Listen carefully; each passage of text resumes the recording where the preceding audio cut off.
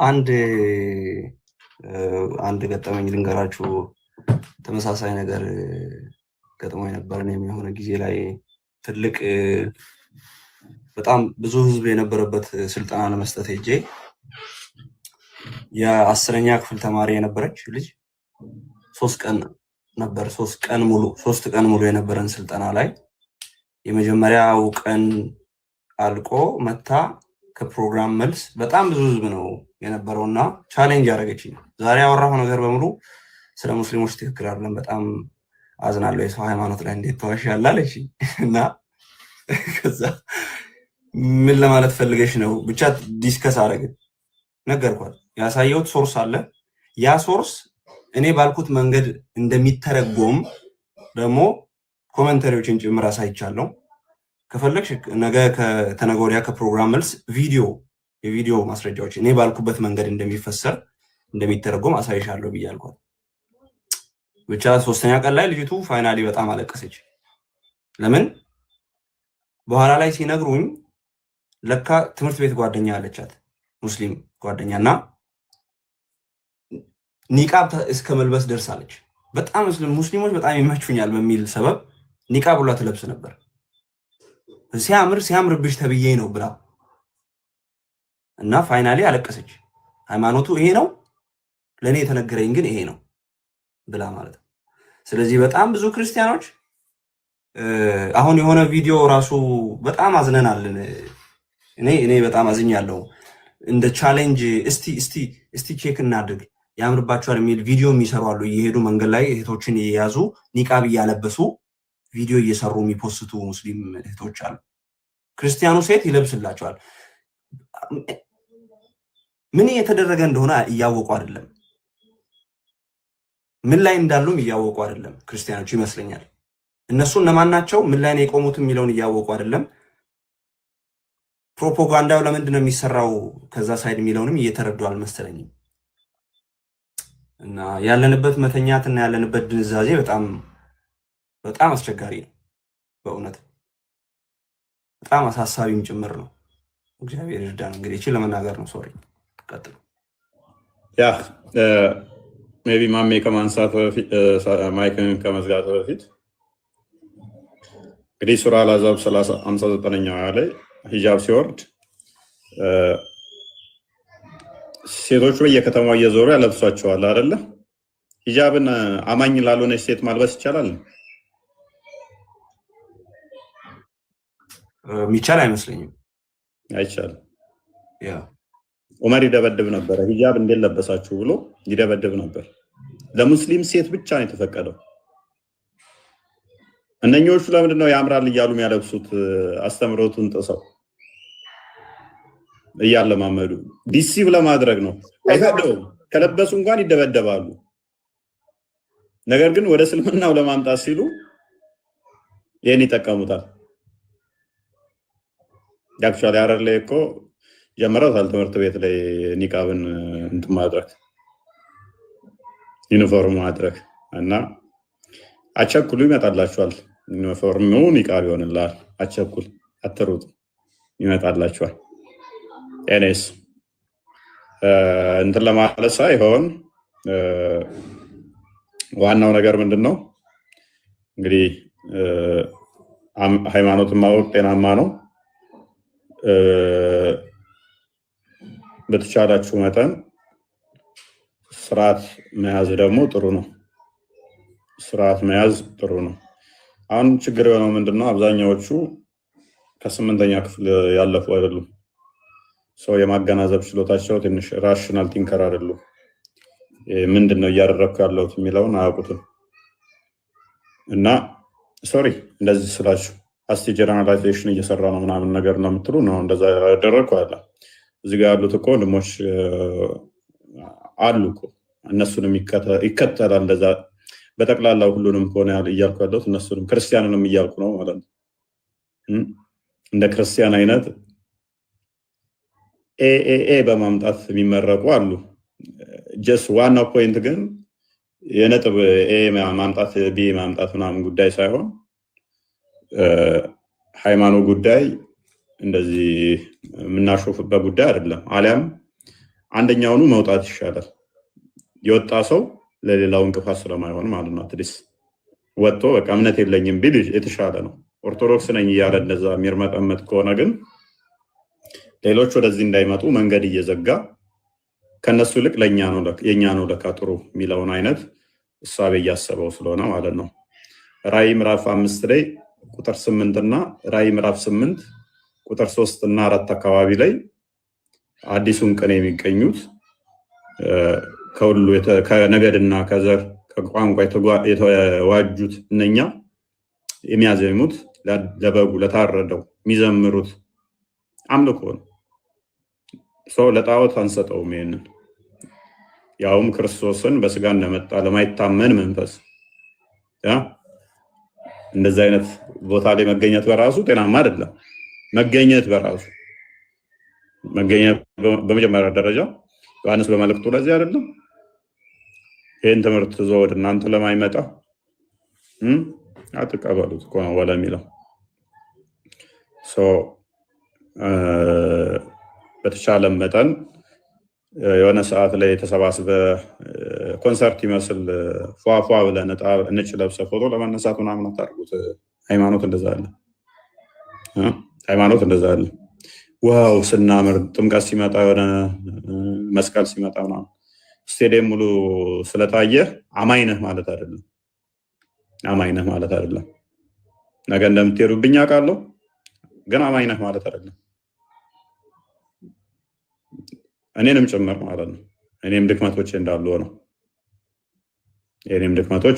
ነው። በተቻለ መጠን ግን የራሳችን ድክመት እንዳሉ ሆነው የራሳችንን ድክመት ለራሳችን መጥፊያ መሆናቸው ሳያንስ ለሰዎች እንቅፋት መሆናችን እንዴት እንደ ግርሳት እንደሚያንገበግበን በተለይም እኛ ወንበር ላይ ስትቀመጡና ታቁታላችሁ። ያኔ እኛ ያለንበት ላይ ስትሆኑ ሰዎች እንዳይመጡ እንቅፋት እየሆናችሁ መሆኑን ስናቅኛ ሰዎች ወደ ክርስትናው እንዳይመጡ ጠንቅ እየሆናችሁ እንደሆነ ስንረዳ እንዴት እንደሚያንገበግብ ማለት ነው። ኮሚኒኬት የሚነግሩን በቃ ይሄንን ለምንድን ነው እሱ ክርስትናውን እንደምትሉት በቃ እናንተ አኗኗራቸው ሴቶቹ እንደዚህ ሲያደርጉ እንደዚህ በየእንትን ሲሉ እንደዚህ ስና በቃ ስለ ሃይማኖታቸው ግድ ስለሌላቸው ስለዚህ እኛ ደግሞ ማይሆን እንትን ውስጥ መግባት አንፈልግም። ሰዎች ሲሏችሁ ስታዩ ኦኬ እኛ ከምንሰብከው በላይ ለካ እንቅስቃሴያችን የዕለት ከዕለት የምናደርገው ነገር ሰዎች ወደ ክርስትናም እንዲመጡ ከክርስትናም እንዲወጡ ወደ ክርስትናም እንዳይመጡ የማድረግ ችሎታ አለው ማለት ነው። እያንዳንዱ የምናደርጋን ነገር ስለዚህ በተቻለ መጠን ቢሊየንም ብሰጥ ቤተክርስቲያን አንድም አይደለም 100 ብትሰራ እሱ መዳኛ ላይሆን ይችላል። ላድንበት ትችላለህ። እሱን ስላደረክ ህይወት ጤናማ ካልሆነ ለሌሎች እንቅፋት የምትሆን ተሆነ ሐዋርያው ቅዱስ ጳውሎስ ምንድን ነው ያለው? በአንደኛ ቆሮንቶስ ምዕራፍ 13 ይመስለኛል ከቁጥር 13 እስከ ፍቅር ከሁሉ እንደሚበልጥ የሚናገርበት አስቀድሞ ግን ምንድን ነው ያለው? በመላእክት ልሳን ብናገር በሁሉ እንትን ቢል ታምር ቢያደርግ ልሳን ቢናገር ፍቅር ከሌለው ከንቱ እንደሆነ ነገረ። ያ ፍቅር ማን ነው? ፍቅር ማን ነው? ራሱ ክርስቶስ ነው። ዮሐንስ እግዚአብሔር ነው ፍቅር። እሱ ከሌለ ምን ይሰራል? ምክንያቱም እግዚአብሔር ፍቅር ነው ስለሚል ዮሐንስ በመልእክቱ በአንደኛ መልእክቱ ላይ ምዕራፍ 4 ቁጥር 8 ወይንም ቁጥር 16 እርሱ ፍቅር ስለሆነ እግዚአብሔርን ካላወቅ እግዚአብሔር ማትከተል ከሆነ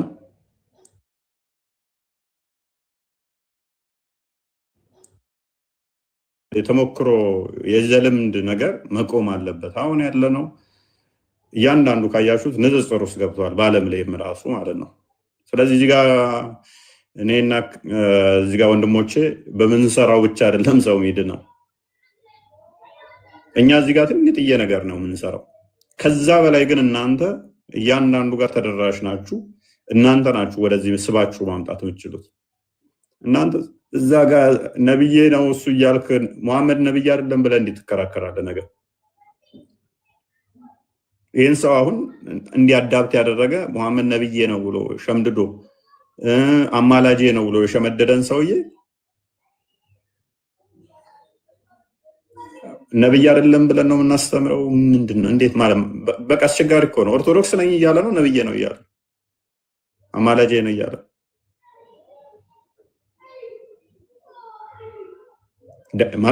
በቃ ያስጠላል፣ ያደክማል። በተለይም ሴቶች ልጆች ያላችሁ በደንብ በስርዓት አሳድጓቸው። ሴቶች ልጆች ያላችሁ በደንብ ተቆጣጠሯቸው፣ አስተምሯቸው። በተቻላችሁ መጠን ሴቶች ልጆቻችሁን አስተምሯቸው። ከማን ጋር ፍቅር መያዝ እንዳለባቸው መጀመር እንዳለባቸው እንግዲህ እውነት ለመናገር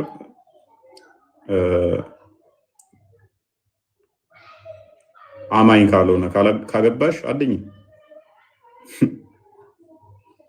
ሴት በመውለድ ትድናለሽ የሚለው እኮ ያገባችሁ የቤተክርስቲያን ሰው ከሆነ ሁለቱ አንድ አካል ሆናሉ ነው እንጂ ሁለት አልተባለ። ቤተክርስቲያንም ኢንቫሊድ ነው፣ ጋብቻውም አይጸድቅም። አይዘይ ድነትም ያለው አይመስለኝም። እኔ ፐርሰናሊ በራሴ አረዳድ ከጠየቃችሁኝ እንደ መጽሐፍ ቅዱስ እኔ እንደምረዳው የአማኝም ሆነ ሙስሊም የምታገቡ አይደል ነው ንስሐ አባት ያዙ። በንስሐ ካልተመለሳችሁ ድነት የምታገኙ አይመስለኝም። እኔ የኔ አቋም ያ ነው። አይደል ነው የተለየ አቋም ሌሎች ሊኖራችሁ ይችላል፣ አይችልም። እዚህ ጉዳይ ላይ አላውቅም። እኔ ባለኝ የመጽሐፍ ቅዱስ አረዳድ አንድ ሴት ወይንም አንድ ወንድ ሙስሊም አግብቶ ድነት ያገኛል ብዬ አላምንም። አይድንም። ምክንያቱም ክርስቶስ የሰጠውን ሕግን የጣሰው የጋብቻን ሕግን የጣሰው ሚስጥረ ጋብቻን ጥሶ ይድናል የሚል አስተምሮ ቤተክርስቲያን ውስጥም ያለ አይመስለኝም። ከባድ እንትን ውስጥ ያላችሁ በጣም ብዙዎች ስላላችሁ በተለይም ሴቶች እና ሴት ልጆቻችሁን አስተምሯቸው። ቢኒ አውርቷል ይመስለኛል ቃል። እሺ ያስ እንዴት ናችሁ? እውነት ለመናገር በጣም እውነት ነው፣ ያማል። እውነት ነው። እኔ በጣም ነው ያመመኝ። ኮመንቶቹን ስንሰማ በጣም ይደክማል፣ ያማል። እውነት ነው ለመናገር በጣም ከባድ ነው። በዚህ ልክ እንደዚህ ቸልታ ውስጥ መግባታችን፣ በዚህ ልክ ድንዛዜ ውስጥ መግባታችን ምን እንደሆነ አላውቅም። ግን እንደውም እንደ አጠቃላይ እንደ ማህበረሰብም ትንሽ የተበላሸ አስተሳሰብ ንፋስ የገባበት ነገር ያለ ይመስለኛል። እንደ አጠቃላይ አስተሳሰብ ይሄ ደግሞ በየዕለት ዕለት ንግግራችን በዘፈኖቻችን ሁሉ የሚገለጹ ስለሆኑ መስተጋብር ሆኖ የሚገለጹ ነገር ተላላቅ የሚባሉ ሰዎች ራሱ ይሄን ነገር አፕሪሺየት እያደረጉ ዘፈኑን ላውጥተዋል። አንቺን በሃይማኖት አንተን በሃይማኖት የሚል ከዛ ተወራርሶ የመጣ ትልቅ ችግር አለ። የመቀላቀልም ነገር አለ። ይሄ አንድነን ምናምን ብሎ ተቀላቅሎ የመኖር ነገር አለና የመቻቻል የምናምን የሚሉት እያሉ ከዛ አንፃር ከማይሆን ሰው ጋር ወይም በማይመች አካሄድ መሄድ እንደ ጽድቅ የተቆጠረበት ነገር አለ። እንደ ባህል እየታየበት ነገር ነው ያለውና ይሄ ትንሽ ይከብዳል። ማህበረሰቡ በዚህ ደረጃ እንዲገባ ያደረገው ይሄ ይመስለኛል። እና ቤተሰብም ልጅን ሲያሳድግ ከምግብ እና ከልብስ ደግሞ ወይም ዓለማዊ ትምህርት ከማስተማር የዘለለ መንፈሳዊ ትምህርት እንዲማሩ ምንም ብዙ አስተዋጽኦ የሚያደርግ አይደለም የኛ ማህበረሰብ። እውነት ለመናገር እንደው የተወሰነው ነው የሰንበት ትምህርት ቤት ገብተው ትንሽ መሰረታዊ እውቀት ይዞት የሚወጣው እንጂ አብዛኛው ቤተሰብ ራሱ ልጅን ወልዶ ሲያሳድግ መሰረታዊ ነገር ከመብል ከመጠጡና ከሚያስፈልገው ውጭ ስለ መንፈሳዊ ህይወቱ የሚያስፈልገውን መስጠት እንዳለበት አብዛኛው ያውቅም ቤተሰብ። ዋናው ግዴታው የሚመስለው ያ ብቻ ነውና ከዛ አንፃር ብቻ ነው ልጆችን ለማብቃት የሚሞክረው። ግን በዚህ ደግሞ በመንፈሳዊ ህይወታቸው ሲጎዱ ታያላችሁ። እንዲህ አይነት ምንም የማይመስላቸው ወላጆችን ባይዘው ወላጆችን ምንም አይመስላቸውም። አንድ ሴት ሄዳ የማይሆን ሰው ወይም ኢአማኝ አግብታ ብትመጣ ወላጅ ራሱ አጨብጭቦ የሚቀበል በጣም ብዙ ነው። ይሄ በልጆች ብቻ ሳይሆን በቤተሰቦችም ጭምር ያለ ችግር። እና ይሄ እውነት ለመናገር እንዴት ነው የሚታከመው የሚለው የሚያሳስብ ነው። መታከም ያለበት ነው። ለሁለት ጌታ መገዛት አይቻልም። ሁለት እግር አለኝ ተብሎ ሁለት ዛፍ ላይ መውጣት አይቻልም። መጽሐፍም እንደሚል ለሁለት ጌታ መገዛት አይቻልም። ወይ አንዱን ይተዋል አንዱን አጥብቆ ይዛል ይላል። ስለዚህ እንደዛ መሆን እንዳለበት ይሰማኛል። ግን አብዛኛው እንዳልከው ኦርቶዶክሳውያን በደመ ነፍስ ነው እንትን የሚለው ምን እንደሚባል እንኳን አያውቅም። ኮመንት ያህል በስሜት ይገባል። በቃ አንዱ ደስ ብሎኛል ካለ በዛው ነው የሚቀጥለው። ለምንድን ነው ደስ ያለው? መንዙሟስ ምንድን ነው? መልእክቱ ምንድን ነው ብሎ የሚመረምር የለም። ዝም ብሎ ይሄ የደቦ ፍርድና የደቦ ሀሳብ በማህበረሰባችን ውስጥ በብዛት ይታያል ማለት ነው። እና እንዴት ነበር በቀደም ያነሳነው? ያ ሰው መቶበት መሰለኝ። እስከዛ ድረስ አመት በዓላችሁን አረበሽ ነው። ግን ስርዓት መልመድ ስላለባችሁ ነው ምንናገራችሁ። ምንጮህባችሁ እኛ ብንጮህባችሁ ይሻላል። ብንናገራችሁ ይሻላል። እየጠፋችሁ ዝም ከምንላችሁ እኛ ብንናገራችሁ ይሻላል።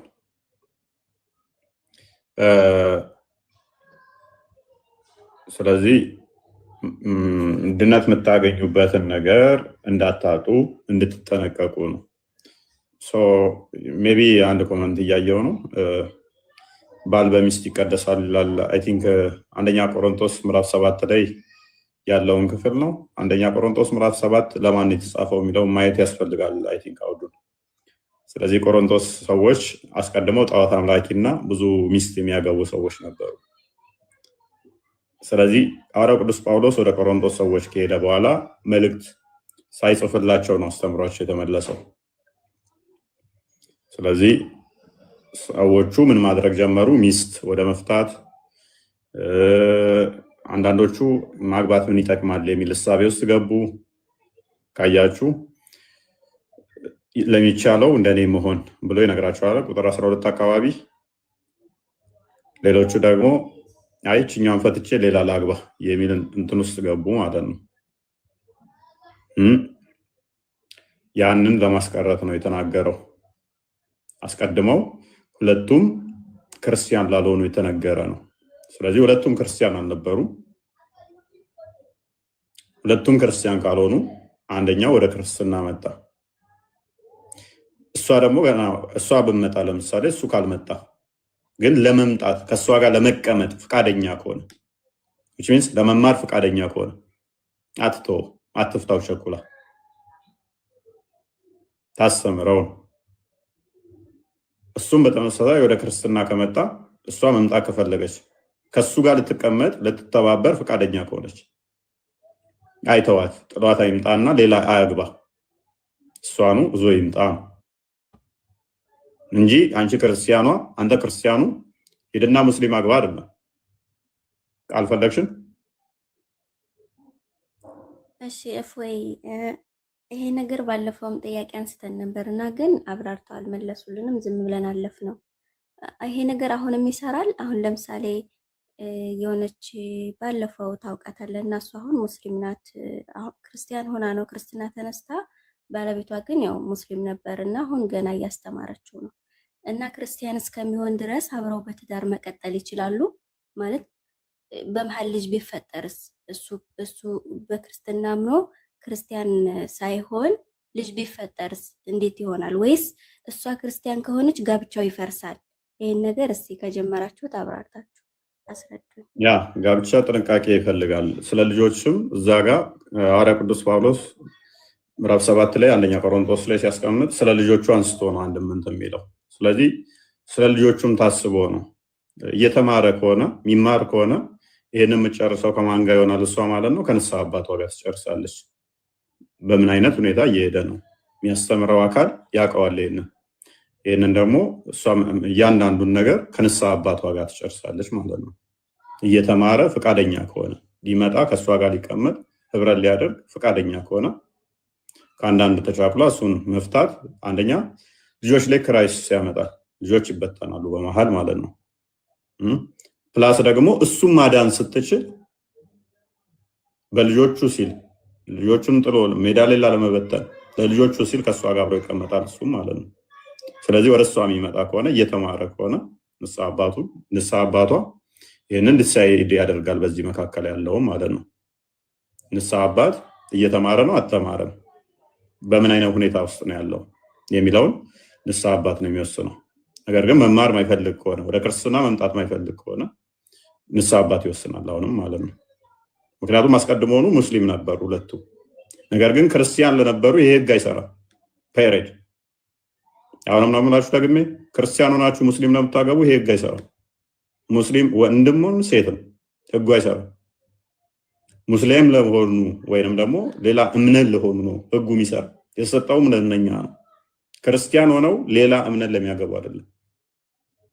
አስቀድሞ ግን ሁለቱም እዛ ከሆኑ ግን ከአንዳንድ ትዳር እንዳይበትኑ እሱ ለመማር ወይንም እሷ ለመማር ፍቃድ ካላቸው የሚሰጥ ነው። በእስልምናው ወንዱ ሴቷን እንዲያገባ ይቻላል። አምስተኛው ሱራ 6ኛው አያ ላይ የተፈቀደ እንደሆነ አስቀምጦታል ወንዱ፣ ምክንያቱም የቁጥር ጉዳይ ስለሆነ ማለት ነው። ለሴቷ ግን አልተፈቀደም። በቀራ ላይ ከልክሎታል። ለሴቷ አይቻልም። ለሴቷ ይችላል ወንዱ ክርስቲያን ብትሞት እንኳን ግን አሁን ፈተዋች እንደሚናገሩት ብትሞት እንኳን እስልምና መቃብር ላይ እንዳትቀበር የሚሉ አሉ። ያገባችሁ ባሏ ወንዱ ሙስሊም ከሆነ ክርስቲያን ከሆነ ወይንም ደግሞ ሌላ እምነት ያለው ቢሆን ሙስሊም ከሆነች እሷ ሙስሊም ነኝ ማለቷ አያደርጋትም። ምክንያቱም ከልክሏታልና የአላህን ህግ የጣሰ በቁርአን ላይ ደግሞ ሙስሊም አይደለም። ስለዚህ ኢብን መቀበር የለባትም ብለው ሚሉ አሉ። በፈተዋ ላይ የሚለያዩበት ሁክም ላይ የሚለያዩበት ቢኖርም ቁርአኑ ግን በግልጽ ይከለክላታል። ስለዚህ የአላህን ህግ ጥሳለች ነው የሚባለው። ለወንዱ ይፈቀዳል በእስልምናው። ለእኛ ግን ዘዳግም ላይ በግልጽ ከልክሎታል። 1 ሐዲስ ኪዳንም ላይ በግልጽ ከልክሎታል። 2 ስለዚህ ክርስቲያን ሆነው ወደዛ ለሚያገቡ አይቻልም።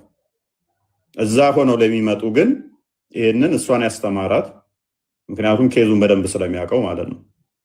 ስፔሻል እንትን ስለሆነ ለነሱ ልዩ ስለሆነ ኤክሰፕሽን ስለሆነ ማስተማር እሱ እንዴት በምን አይነት ፕሮግረስ ውስጥ ነው እየሄደ ያለው ትምህርቱን ዲሳይድ ያደርጋል ንስሐ አባቱ። ምንድነው ያልሽኝ ቃል ቀጥያው? እሺ ምን ብለህ ነበር ቅድም? ልጆች ካሉት ለልጆቹ ብሎ አብሯት ይቀመጣል። ማለትም እሷ ክርስቲያን ሆና እሱ ደግሞ ካልፈለገ ወይ እሷ ወይ እሱ ለልጆቹ ብሎ ከሷ ጋር ከተቀመጠ ህይወታቸውን በትዳር ይኖራሉ ማለት ነው። ሌላስ ልጅ ቢፈጠር ወይስ የትዳር ባልና ሚስት የሚያደርጉት ነገር ይቋረጣል?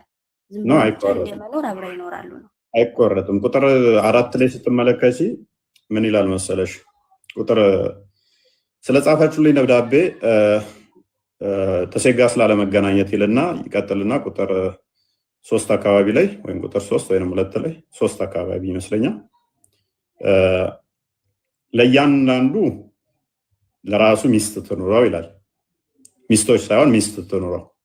ለእያንዳንዷን ለራሷ ባል ይኑራት አለ። ስለዚህ ባሎች አይደለም ያለው፣ ባል ይኑራት።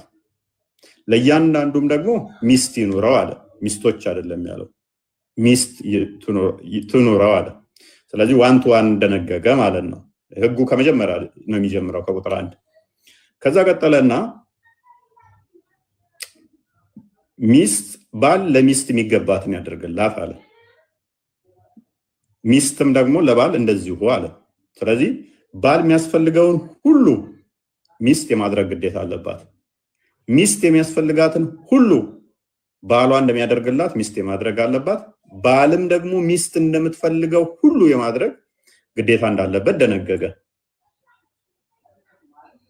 ከዛ ቁጥር 4 ላይ ምን አለ? ሚስት በገዛ ስጋዋ ላይ ስልጣን የላትም አለ። ስልጣን የባሏ ነው እንጂ አለ። ስለዚህ ሚስትና ባል ከተባለ ስልጣኑ የእሷ ስጋዋ ላይ ማን ነው? ኃላፊነቱ የባል ነው።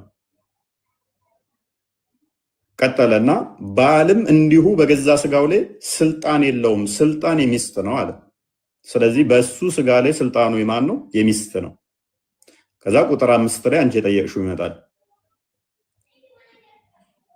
ለጸሎት ተነጋግረው ካልሆነ በቀር እርስ በርሳቸው አይከላከሉ፣ አብረው ይሁኑ፣ ሰይጣን እንዳይፈትናቸው ደግሞ ይላል። ስለዚህ ይሄ ማለት ምን ማለት ነው? አብረው መተኛት ይችላሉ። ነገር ግን ምን ለጸሎት ተስማምተው ካለዩ በስተቀር ማለት ነው። ለጸሎት ተስማምተው መለየት ይችላሉ። መቼ? አንድ ሃይማኖት ሲሆኑ ማለት ነው። አንድ ሃይማኖት ሲሆኑ። አንድ ሃይማኖት ካልሆኑ ግን ሲጀመር አብረው መተኛት አይችሉም፣ ትዳርም አይደለም። ስለዚህ ማን ነው የሚጨርሰው? ከክርስትና ወደዛ ሄዳ መተኛት አይቻልም። ምክንያቱም አንድ አካል ሁለቱ አንድ አካል ስለሚሆኑ ማለት ነው። ሁለቱ አንድ አካል የሚሆኑ ግን በክርስቶስ ነው። በክርስቶስ ነው።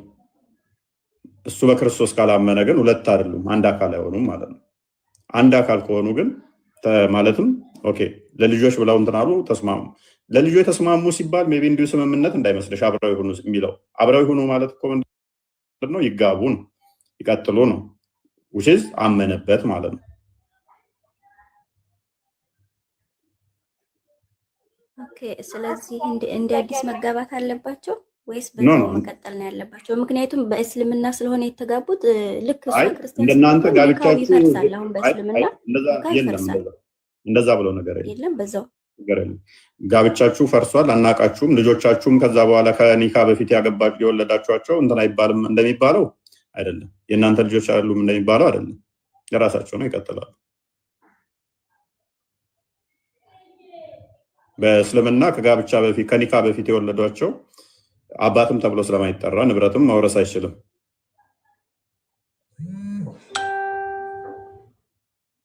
ኢብኑ ቁጥር እየጻፍክ ነበር። እፎይ እኔ ሎርድ ነው በቃ ትጠይቂያለሽ። አንድ ደቂቃ ብቻ ላውራና ሎርድ ነው። ይቅርታ አድርጉልኝ፣ በጣም ይቅርታ። እሺ፣ ለማንኛውም ቃልም የጠየቀችውም ምናልባት በሚስቱ ይቀደስ እንደሆነ የሚለው ለአሕዛብ ለቆሮንቶስ የተጻፈ ነው እና አስቀድሞ አሕዛብ ስለነበሩ እንግዲህ ጌታ ሲሰበክላቸው ምንድነው በዛ መሀል አንዱ የሚያምን ይኖራል፣ አንዱ ላያምን ይችላል። ስለዚህ በዛ የተነሳ ባለማመኑ የተነሳ ባልና ሚስት እንዳይለያዩ፣ ምክንያቱም ምናልባት በባሏ ልትቀደስ ትችላለች ወይ በሚስቱ ሊቀደስ ይችላል። ምን ማለት ነው? ያቺ ያመነች ሴት ባሏን አሳምነው ታመጣዋለች ወደዚህ እውነት። ስለዚህ በሚስቱ ሊቀደስ ይችላል። ባልም ደግሞ እንደዚህ አላመነችም ብሎ ሚስቱ መፍታት የለበትም። ምክንያቱም ሁለቱም አስቀድሞ አሕዛብ ስለነበሩ። ስለዚህ ሚስቱን አጥምቆ ወይም ምንድነው አሳምኖ ወደዚህ እውነት ያመጣታል ከሚል አንጻር ነው እንጂ ለክርስቲያኖች የተነገረ አይደለም። ክርስቲያኖች ሄዳችሁ ሙስሊም እያገባችሁ ከዛ በኋላ በእኔ ባሌ ይቀደሳል እያልሽ እንድትሆኝ አይደለም። ሲጀመር ትዳር አይደለም። ኦኬ፣ ትዳር ማለት በሁለት ክርስቲያኖች መካከል ነው። ክርስቶስ ምንድነው ራስ የሆነለት ጋብቻ ማለት ነው። ስለዚህ በዛ መንገድ ነው ቤተክርስቲያን የምታውቀው። ከዛ ውጭ ያለው ዝሙት ነው። ባይዘው እንደ ትዳር እንኳን አይታይም፣ ዝሙት ነው። ስለዚህ ንስሐ ገብተው ድጋሚ ወደ እንትን መመለስ መቻል አለባቸው። ያ በቤተክርስቲያን ውስጥም ጋብቻ ተብሎ ስለማያዝ ማለት ነው። ኦኬ፣ ከአሕዛብ ጋር ጋብቻ አይደለም። እንዴት ነው የሚባረከውስ? ኦኬ፣ ክርስቶስ ራስ ያልሆነለት ጋብቻ እንዴት ነው ጋብቻ የሚባለው? እና የቤተክርስቲያን ራስ ክርስቶስ እንደሆነ እንዲሁም የወንድ ራስ ክርስቶስ እንደሚባለው ማለት ነው፣ የሴት ራስ ወንድ እንደሚባለው ጋብቻ በዛ መሰረት ነው የሚሄደው በእኛ ቤተክርስቲያን እንጂ አንቺ መሐመድ ሆኖልሽ ራስሽ እንዴት ነው ጋብቻ ውስጥ ነው ያለው የምትይው? ወይ አንተ ደግሞ ሚስት አሚና ሆና እንዴት ነው በጋብቻ ውስጥ ነኝ የምትል? ይሄ የቤተክርስቲያን ውስጥ ጋብቻ አይደለም፣ ይሄ ዝሙት ነው፣ አትቀበለው። እና በዚህ ውስጥ ያላችሁ ሰዎች ጋብቻ ነው እኮ ቤተክርስቲያን አሁን እንትን ብትል እኮ 99% እኮ ኢንቫሊድ ነው። ምክንያቱም ከቤተክርስቲያን ውጭ የተደረጉ ጋብቻዎች በሙሉ ቤተክርስቲያን አይታወቅም። ቤተክርስቲያን እንደ ዝሙት ነው የሚታየው። በንስሐ ነው የሚመለሱት እንጂ እንደዛ አይታይም። እና እንደዛ እንዳታረጉ። ከአህመድ ግራኝ ጀምሮ በ15ኛው ሴንቸሪ ጀምሮ የሆነ ነው ችግሩ የመጣው። ከዛ በኋላ ነው ጋብቻ እየወረደ እንትን ያለው ከቤተክርስቲያን ስርዓት ውጭ በየሆቴሉ አሁንማ አንተ የሆነ እንትን አላየህም? ምንድነው ብላክ ሌብል እና በቃ ውስኪዎች ምናምን ደርድረው ካህናቶቹ ሆቴል ነው የሚባርኩት። አሁን በስጋ ደግሞ ፋንታ ብላክ ሌብል ሆኗል። ሆቴል ላይ ነገር አላየው። አረ እሱማ እንዴ ሰዎች እንደዛ ነው አሁን ላይ እና እንትና መሐመድ ግራኝ ቤተክርስቲያኒቷ ላይ ካደረሳቸው ከባድ እንትን ውስጥ አንደኛው ይሄንን አዳብት ቤተክርስቲያን እንድታደርግ ማድረጉ ነው፣ ጋብቻን ከቤተክርስቲያን ውጪ እና ምክንያቱም ጋብቻ ትልቅ ቦታ በሚስጥራት ቤተክርስቲያን አንዱ ጋብቻ ትልቅ ቦታ በእኛ የሚሰጠው ነው። ምክንያቱም ሴቷ በቤተክርስቲያን ነው የምትመሰለው፣ ወንዱ በክርስቶስ ነው የሚመሰለው።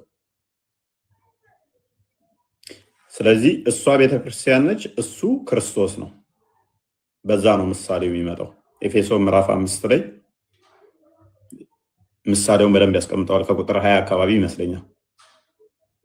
ስለዚህ ይህንን ምሳሌ ካበላሸህ በኋላ እሷ ቤተክርስቲያን ሆና እሱ መስጊድ ሊሆን ቤተክርስቲያን እሱ መስጊድ፣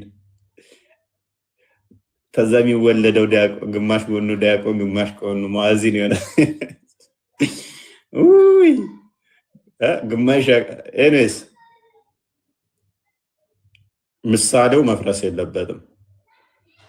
ኤፌሶን ላይ የተነገረው ምሳሌ ቀጥታ አፕላይ መደረግ ስላለበት እሷም ሙሽራይቱ በቤተክርስቲያን የምትመሰል ነች፣ እሱ ደግሞ ሙሽራው በክርስቶስ የሚመሰል ነው። ያንን ምሳሌ ነው የምታበላሸው። ክርስቶስ በምሳሌ የሰጠህን አንተ የምታፈርስ ከሆነ ቀጥታ ምን ይሆናል ማለት ነው? ኢንቫሊድ ይሆናል ጋብቻ በራሱ። ሁለቱም አድንም ማለት ነው። ከአሕዛብ ጋር ህብረት አድርገሃል፣ ከአሕዛብ ጋር ምንም መጋጠም የለውም ነው የሚለው ሐዋርያ ቅዱስ ጳውሎስ። ኤኒዌይስ እንደዛ ነው። ሴና ጋፊ ቀብዳነት ፈቃት ቀጥያንሽ ወይ ጥያቄ ነው ከእንግዲህ ጥያቄ ጠይቀናውና ጥያቄ ደግሞ ስለ ኢየሱስ ምስል ስለ ምስሎች እንድትነግረኝ ፈልጌ ነበር። እዚህ ጋር እየተከራከርን ነውና ኃጢአት ብሰራ ንስሐ ገባው ከዛ እያለች ነው ይመልስላታል። ይህን ይቀጥል።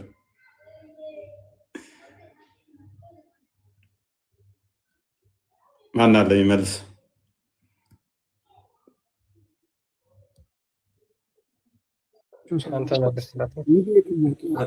ጥያቄውን በደንብ አልሰማሁም። ምንድነው እንዴ? እኔም ጠፋብኝ። ስለ ኢየሱስ ስለኛ አለችው። ኦኬ፣ ስለ ስዕል ከሆነ እህታችን ምንድነው እሱ ስዕል ምን ጥያቄሽ ግን አይደል ነው። እኔ ራሱ ብዙም አልሰማሁሽም። ስለ ኢየሱስ ክርስቶስ ላይ እየተከራከርን እና ስዕል እንድነግረኝ ነው አልሽው። አዎ እንትን ነውና የሆነ ከትንሿ እህቴ ጋር ምናምን የሆነ ስለ ስዕል አድኖ ምናምን አነሳንና እና እኔ በራእይ ነው የተሳለው ብዬ ነበርና እስኪ እንድታስረዳኛል ነው። ምንድነው ስዕሉ ላይ ምንድነው ጠባችሁ? አያስፈልግም ከሚል ነው እሷ ያው ፊልም ድራማ ላይ ምናምን አይታለች እና እሱን ነው አይደል አለችኝ እሷ። እሺ እና ሌላ ሰውም ስጠይቅ ደግሞ አዎ እሱ ነው ምናምን ነገር እንደዛ አለኝና እስኪ አስረዳኝ። ማን ያለሽ? መምህር ነው እንደዛ አለሽ?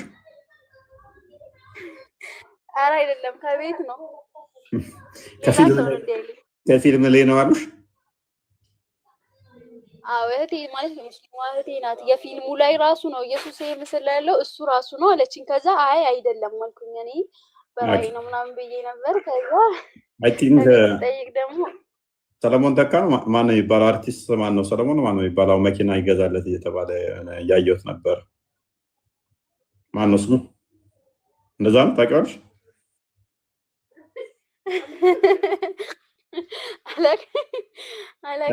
ተውኔቱን ካየሽ የአፄ ቴዎድሮስን መስሎ ይሰራል። እንደዛ አይነት ሱራፌል ለካ ያ ሱራፌል ሶሪ እና ስለዚህ ሱራፌል የአፄ ቴዎድሮስን መስሎ ይሰራል። ያ ማለት አፄ ቴዎድሮስ ነው እንዴ ሱራፌል? አይደለም እንትኑን ገልጸ ባህሪውን ነው የተጫወተው። ያ ስለዚህ ፊልም ላይ የሚሰሩ ያንን ለማስመሰል ኢሚቴት ለማድረግ ይሞክራሉ ማለት ነው። ኤኒዌይስ ስዕል ምንድነው እሱ የቤተክርስቲያናችን ምን አለ መሰለሽ እህታችን ሙስሊማም እንድሰማ እኛ ምን እናምናለን መሰለሽ እንደ እስልምናው ስዕል ካለ መላእክቶች አይገቡም ምናምን የሚባል ተረት ተረት እኛ ጋር የለም። ይሄ እስልምናው ጋር ነው ያለው። ምስል ያለበት መላእክቶች አይገባም ተብሎ ስለሚታመን ነው። ስዕል ካለ መላእክቶች አይታመንም ስለሚባል ስዕልን በጣም አብዝተው ይቃወማሉ። ምስል ያለበት እንደዚህ ስዕል ያለበት አሸንጉሊት ያለበት እንደዚህ አይነት ነገሮች ላይ አይገባም። አዎ ለራስህም ፎቶ መነሳት አይቻልም። እኔ አሁን ፎቶ መነሳት አይቻልም ነው የሚለው እና ፕሮፋይልሽ ምንድነው አይኔ አላይ ብሎ ነው ፎቶ ነው እንዴ? ኤማ ከዛ እኔማ ሲጀምር እንትን አለው ያ እንደዛ ከሆነ ሁሉም ሙስሊሞች ገሃነም ገቢ ይሆናሉ ማለት ነው። ፎቶ ያሌላቸው ምስል ያሌላቸው አሉ። ስለዚህ መሐመድን ሱና አይከተሉም ማለት ነው። ወይንም ደግሞ እነሱ ጋር ጸሎትን ቢያደርጉ መልአክ አይመጣም። ልክ ለሙሐመድ 29 ቀን እንደቀረበት ማለት ነው። ሱረቱ አዛብ ላይ ሱረቱ ካፍ ላይ ሶስቱን ጥያቄዎች ተጠይቆ መልስ አጥቶ 29 ቀን እንደተደበቀው ቤቴ ውስጥ ውሻ ገብታ ነው አንዴ ከዛ በኋላ ስዕልና ውሻ ባለበት ውስጥ መልአክ አንመጣም ብለው ነው እንዳለው እናንተ ጋር እድሜ ልካችሁን ብትጸልዩ ምስል አለ ቤታችሁ አይመጣም ማለት ነው። መልአኩ አይሰማችሁም፣ አይራዳችሁም። ኤኒዌይስ እኛ ጋር እንደዚህ አይነት አስተምሮ የለም። በመጀመሪያ ደረጃ አንድ በይ። ሁለተኛ እንደዚህ አይነት ተሌለ እኛ ቤተክርስቲያን ምን ታምናለች? አንቺ እየነገርኩሽ እየሰማሽ ነው አይደለ? በምስል ባሳይሽ ግን በደንብ ትረጃለሽ። አዎ። ስለዚህ መስማት ለማይችሉ እንኳን ቤተክርስቲያን ምናል አስቀድማ እንኳን ምናል እንደምታውቅ የምታውቂው ከዚህ ነው። ማየት ለሚችሉ መስማት ለማይችሉ በስዕል ተሰብካቸው ነበር። ስዕሉን ስታዩ ስዕሏን ብቻ በማየት ባትማሪ ፊደል ባትቆጥሪ እንኳን የሆነ አካል የተሰቀለ ይታይሻል። ተጎኑ ደግሞ ሁለት የተሰቀሉ ይታይሻል። ተወቅቶ ይታይሻል። ስለዚህ የተሰቀለ አካል የሆነ አካል የተሰቀለ ተጎኑ ተወቅቶ እጅና እንትኑ ተጣምረው ተቸንክሮ ስታይ የሆነ ነገር ትምህርት ትወስጃለሽ ማለት ነው። ማንበብ ሳቺ እንኳን የሆነ አካል ለምንድን ነው የሰቀሉት? የሰው ልጅ እንዴት እንደዚህ ሊሰቀል ይችላል ብለሽ አትጠይቅም? ስለዚህ አይምሮሽ ላይ ምስሉ ይቀራል ማለት ነው አይደለም? ስለዚህ ቤተክርስቲያን በጽሁፍ ያለውን እንኳን በስዕል ታስተምራለች ማለት ነው። ስለዚህ አብዛኛውን በመጽሐፍ ቅዱስ ውስጥ ኤግዛክትሊ መላእክቶችን ስላሴ እንደዚህ ታይተው የተሳለ አንድም ስዕል የለም። እግዚአብሔር በባህሪው የሚታይ ስላልሆነ ማለት ነው። በባህሪው የሚታይ ስላልሆነ ታይተው እንደዚህ ኤግዛክትሊ የተሳሉ አይደሉም። ነገር ግን ክርስቶስ ሲሰቀል የታየ ነው አይደለ? ሐዋርያቶች አይተውታል። ስለዚህ እሱ ትውፊት አለን እኛ፣ እሱ ተስሏል ብለን እናምናለን። መላእክቶች አይታዩም፣ በመገለጥ ከመጡ ነው። ያ የመጡበትን መገለጥ ግን ለሰዎች ለማስተማር ሲባል ይሳላሉ ማለት ነው። በተገለጡበት ያ ለማስተማር ነው፣ ሰዎች ከዛ እንዲማሩ ያንን አይተው እንዲማሩ ለማስተማሪያነት እሱን እንጠቀማለን። ሜቢ ስለዚህ አሁን ፊልሞች ምናምን ትናንትና ነው የመጡት። ትናንትና የኔና አንቺ እድሜ ራሱ አብዛኞቹ የተሰሩት ፊልም ሊቀድማቸው ይችላል። ስዕሎቹ ግን አስቀድመውም አሉ። ስዕሎቹ ትናንትና የመጡ ሳይሆኑ አስቀድመውም የነበሩ ናቸው። ፊልሞቹ ግን ለማስመሰል ሰዎችን ለማስተማር ደግሞ ጊዜ መጣና እኔ አንቺ ቲክቶክ ላይ እያየሽኝ እየተማርሽ ነው አይደል? እንደዚህ ቲክቶክ ከመምጣቱ በፊት ፊልም ሰሩና ሰዎችን በሲዲ ምናምን በሚሞሪ ምናምን ገዝተን እናያቸው ነበር። ፊልም ማለት ያው እኔ እንደዚህ እንደማወራው ማለት ነው። ሪካርድ ሲደረግ ይሄ ፊልም ይሆናል። ይሄ ፊልሙ ይሄ ሪካርዱ እንደዚህ ላይቭ ከመምጣቱ በፊት በፊልም አስተላለፉልን። አሁን ደግሞ ጊዜው አፕዴት ሆነና እኔ በላይቭ ላይ እየነገርኩሽ ነው። እነሱ በፊልም የነገሩሽ ክርስቶስ ተሰቀለ እንዲሆነ እንደዚህ ሆነ ብለው እያስመሰሉ እነሱ አሳዩሽ። እኔ ደግሞ በተግባር አይምን በጽሁፉን እንዲሁ እየነገርኩሽ ነው ልዩነቱ። እነሱ የማስመሰል ያንን ተወጋ የሚለውን ሲወጋ አይነት፣ ተገረፈ ሲባል ሲገረፍ አይነት፣ ሐሞት አጠጡ ሲባል የሆነ የሚመር የሚጠጣ እያስመሰሉ ሰሩት ማለት ነው።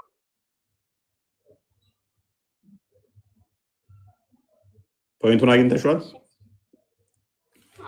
ስለዚህ እኛ ስዕላትን ከእንትን አይደለም የምንወስደው፣ ጥንቃቄ ልታደርጊ ይገባል። ከፊልሞች አይደለም የምንወስደው።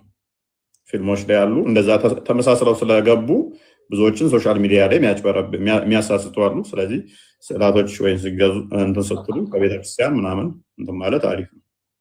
የተገኘ ስዕል ሁሉ የቤተክርስቲያን ነው ማለት ስላልሆነ መጨምሩላ ካላችሁ ቀጥሉ። ስለዚህ እኔም አብሬ በተረዳሁት መልኩ እስቲ ለምሳሌ ፊልሞች በሜካፕ ምናምን ለማስመሰል ሞከሩ እንጂ ስዕሉ አድኖ ላይ ከፊልሙ ባለቤት ሰውዬ ለማስመሰል አይተው ስዕሉን አልሰሩትም ማለት ነው አይደል? የፊልሙ ሰውዬ ነው እንደውም በሜካፕ ምናምን አስመስሎ ራሱ ያሰራው። ይመሳሰላሉ። አሁን አንድ ፊልሙን የሚሰራው ሰውዬ ለምሳሌ አንድን የቅዱስ አባት ብንወስድ ለምሳሌ ያ ቅዱስ አባት ካለፈ 1000 ዓመት ሊሆነው ይችላል። ያንን ታሪክ ሲሰራ አሁን ግብጾች ብዙ ታሪኮችን ይሰራሉ፣ እንደዚህ ፊልሞች ይሰራሉ። ያለፉ ታሪኮችን ገዳማውያንን ምናምን ነገር እንትን ይሰራሉ። የዛን አባት ገጸ ባህሪ ተላብሰው ሲሰሩ የሆነ ነገር መልኩ ፊቱ ምን አይነት እንደሆነ እሱን በሜካፕ ለመምሰል ቢሞከር ያ የሜካፕ እንትኑን እንወስደዋለን ማለት አይደለም። ፊልሙ ላይ ያለው ፎቶ ነው ማለት አይደለም። እኛ የምንጠቀመው እሱን አይደለም። ያ ስዕል ያለውን እነሱ ግን ለመምሰል ይጥራሉ ማለት ነው። ሜቢ አግኝተሽኛል ቃል? አሁን በደንብ ተረድቻለሁ። ስለዚህ በቃ ከዛ በፊት የነበረ ነው አሁን ተመስሎ ተሰራ እንጂ እኔም ሲጀመር ያልኩት ከዛ በፊት ነበረ። ይሄ ለማስመሰል ማለት ለማስተማር እንደቀረበ እንደተሰራ። አሁን ለምሳሌ አሁን የሙስሊሞች እንትን ላይ ካየ ድራማው ተሰርቶ አለ። እሱ እኔም እንደዛ ነው ያስረዳዋት። እሱ የተሰራው እሱ ሆኖ አይደለም፣ በምሳሌ ለማስተማር የሰው ልጅን ለማስተማር የተሰራ ነገር ነው ብዬ ነበረ። ያው ስንከራከር ነበር። አሁን አውቃለሁ። አሁን ስዕላቶች ስታይ እኮ ኢትዮጵያ ውስጥ ያሉ ስዕላቶች በቀላሉ ከ500 ዓመት ምናምን ያለፉ ስዕላቶች እኮ አሉ። ላሊበላ ላይ የተሳሉት ራሱ ከ500 ዓመት ያለፋቸው ስዕላት ናቸው። የዛሬ 500 ዓመት ላይ ፊልም ነበር እንዴ? የለም እኮ። እሺ ካሜራ እንትኖች ያለች የና አፄ ቴዎድሮስ እና የነ ሚኒሊክ ቪዲዮ እንኳን የታለ?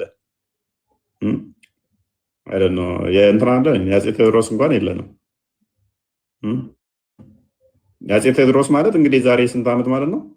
1850 ምናምን አካባቢ ነው የነገሰው። ኦልሞስት የዛሬ 200 ዓመት ያልሞላ ማለት ነው። ስለዚህ ፊልም ራሱ የለንም፣ ቪዲዮ ራሱ የለንም። የነ ቴዎድሮስ ፊልም የታለ? የለንም። የዛሬ 100 ምናምን ዓመት እንኳን የለንም። ዛሬ 200 ዓመት ያልሞላ እንትኖች ካሌሉ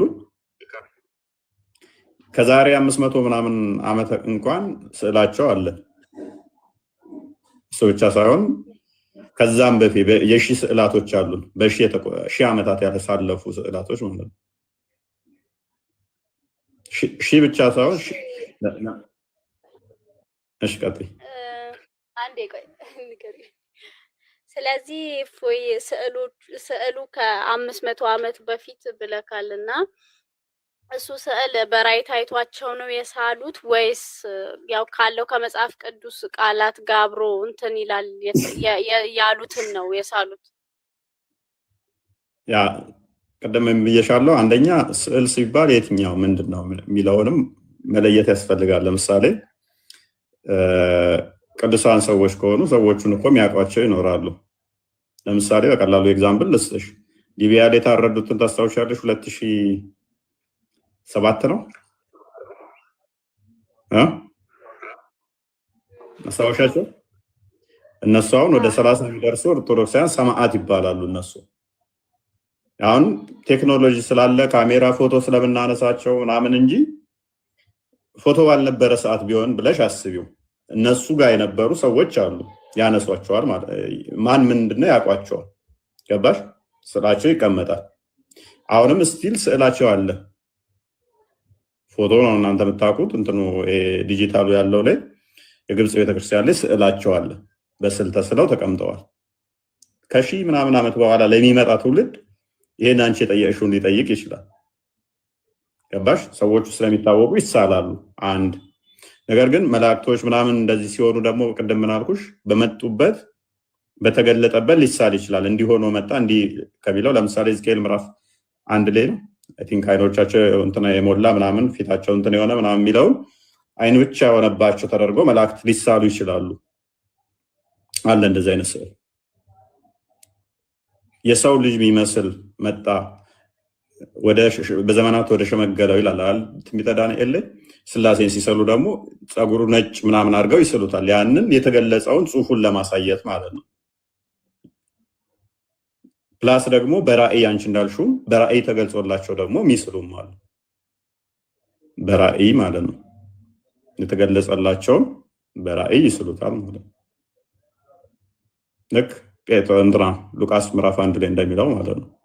ያየነውን የሰማነውን የዳሰስነውን የተማርነው በእኛ ዘንድ የተፈጸመውን ለእናንተ አስተላለፍን እንዳለው ማለት ነው።